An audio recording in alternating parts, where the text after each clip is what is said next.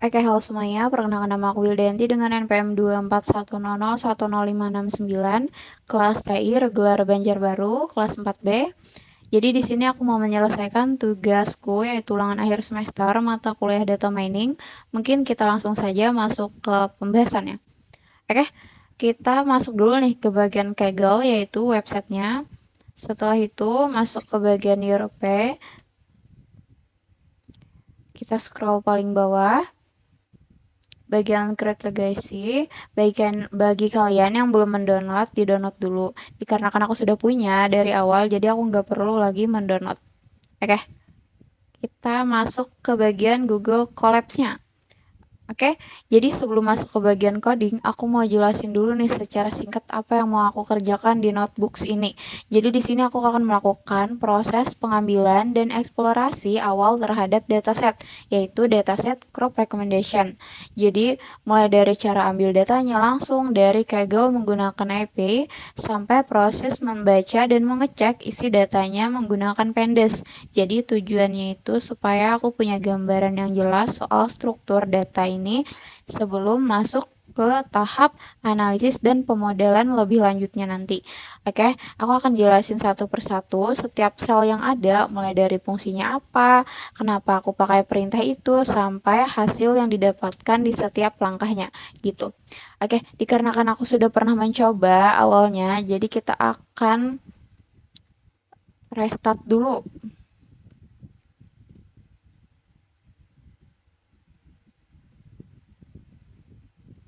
Oke, langkah pertama yang aku lakukan di sini adalah upload file Kaggle Johnson-nya dulu. Karena kan tadi aku bilang aku sudah punya dan nggak perlu download lagi, jadi langsung saja.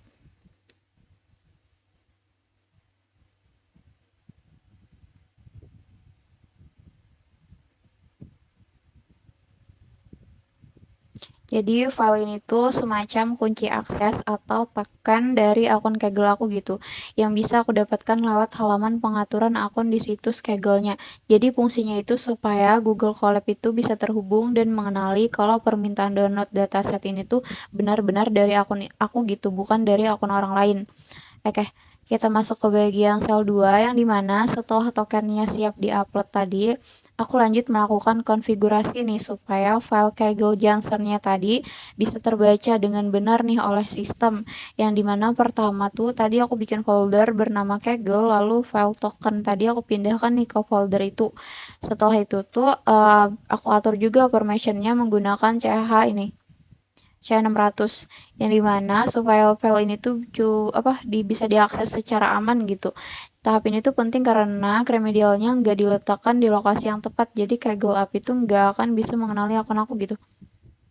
Oke, kita masuk ke bagian sel 4 yang dimana ini sudah terjalankan seperti aku bilang tadi, aku sudah ada nyoba. Oke, jadi di Kaggle 3 ini sebelum masuk ke proses downloadnya, aku juga tampilkan nih dulu daftar dataset yang tersedia di Kaggle menggunakan perintah Kaggle-nya tersebut. Jadi, Kaggle dataset list gitu. Jadi langkah ini aku lakukan nih untuk memastikan bahwa koneksi antara Colab dan akun Kaggle aku sudah berhasil tersambung. Yang aku pasang tadi memang bekerja dengan baik gitu. Jadi selain itu, dari sini aku juga bisa melihat nih dataset-dataset apa yang tersedia, seperti ukuran filenya berapa gitu, terus jumlah downloadnya dan rating dan masing-masing datasetnya. Oke, ke bagian sini, sel 4, yang dimana setelah memastikan koneksi berhasil, barulah aku download nih bagian datasetnya. Yang aku butuhkan gitu. Dataset yang aku pakai itu judulnya adalah crop recommendation. Dataset diunggah oleh user at @havarning di Kaggle. Aku pilih dataset ini karena isinya tuh sesuai gitu dengan topik yang aku mau analisis. Jadi tuh ini tuh tentang analisis rekomendasi tanaman berdasarkan kondisi tanah dan cuaca. Setelah proses download selesai, hasilnya masih berbentuk file terkompresi berformat zip gitu. Oke, mungkin kita masuk ke bagian sel 5 yang dimana Karena file yang di-download tadi masih dalam bentuk zip, aku perlu nih mengekstraknya dulu supaya isinya tuh bisa diakses gitu. Yang dimana makanya di sel ini tuh aku pakai perintah ini unzip untuk membongkar file tersebut. Setelah proses ekstraksinya selesai, akan muncul file CSV utama bernama crop recommendation CSV-nya.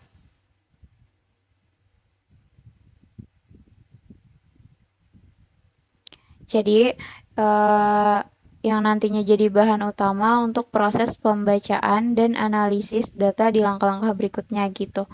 Oke, kita masuk ke bagian ini, yang dimana di sel ini tuh aku melakukan dua hal sekaligus nih. Yang pertama, aku import library pandas-nya, yaitu library Python yang memang dikhususkan untuk mengolah data dalam bentuk table atau data frame gitu. Setelah itu, aku langsung membaca file crop recommendation CSV-nya menggunakan fungsi read CSV yang ini. Jadi, hasilnya itu aku simpan ke dalam sebuah variabel bernama div. Variabel div inilah yang nantinya aku pakai terus sebagai referensi utama setiap kali mau melakukan pengecekan atau eksplorasi terhadap data ini.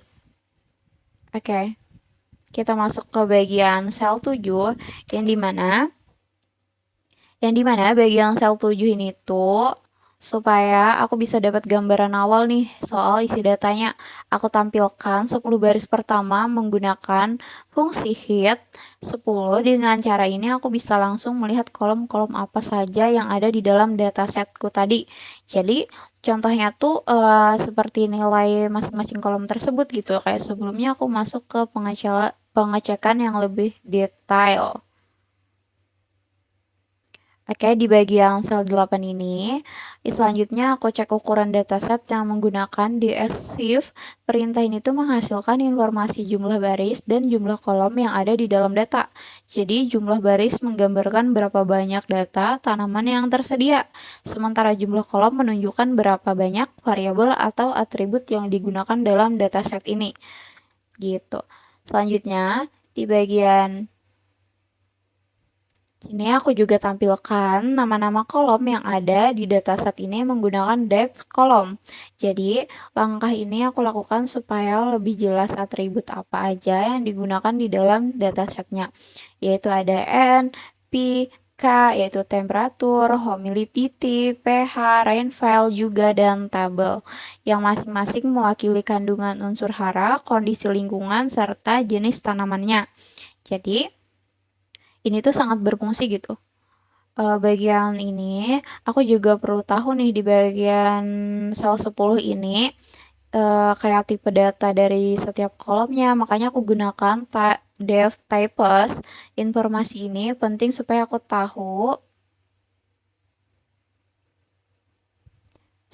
tahu mana kolom yang berisi angka dan mana yang berisi teks.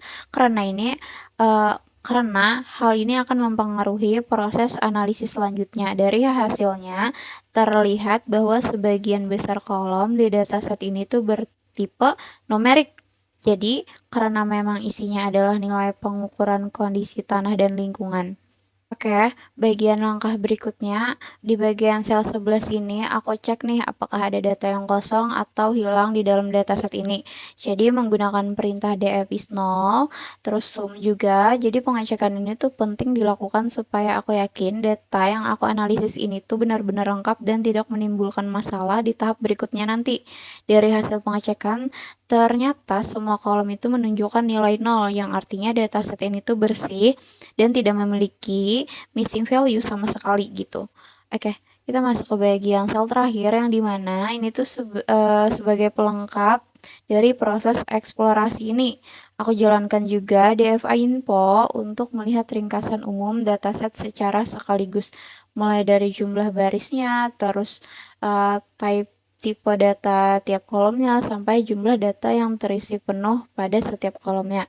Dari hasilnya terlihat bahwa dataset itu memiliki 2.200 baris data dengan 8 kolom, dan seluruh kolomnya sudah berisi penuh tanpa ada satupun data yang kosong gitu. Jadi Sebagai penutup dari proses awal ini, aku mau kasih sedikit insight mengenai dataset yang aku gunakan, yaitu dataset crop recommendation. Ini terdiri dari beberapa variabel utama nih, yaitu ada kandungan nitrogen atau N, terus fosfor atau P, dan kalium atau K di dalam tanah. Kemudian suhu dan kelembapan udara, tingkat keasaman atau pH tanah, terus ada curah hujan, serta satu kolom label yang menunjukkan jenis tanahnya. Jadi, setiap kayak jenis tanah, jenis tanaman juga. Jadi karena adanya kolom label ini, dataset ini sangat cocok nih digunakan untuk teks klasifikasi. Yang dimana tujuannya dari klasifikasi ini terdiri sendiri adalah untuk memprediksi setiap jenis tanaman yang paling sesuai nih berdasarkan kondisi tanah dan lingkungan tertentu, sehingga hasil analisis ini nantinya bisa dijadikan dasar nih untuk membangun model rekomendasi tanaman yang lebih akurat untuk kedepannya.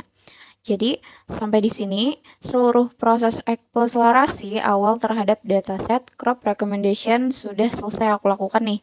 Yang dimana dari pengecekan data lewat Kaggle API, terus proses ekstraksi dan pembacaan data, sampai pengecekan struktur, tipe data, dan missing value. Dari seluruh tahapan ini, aku juga punya pemahaman yang cukup jelas soal karakteristik dataset yang aku gunakan.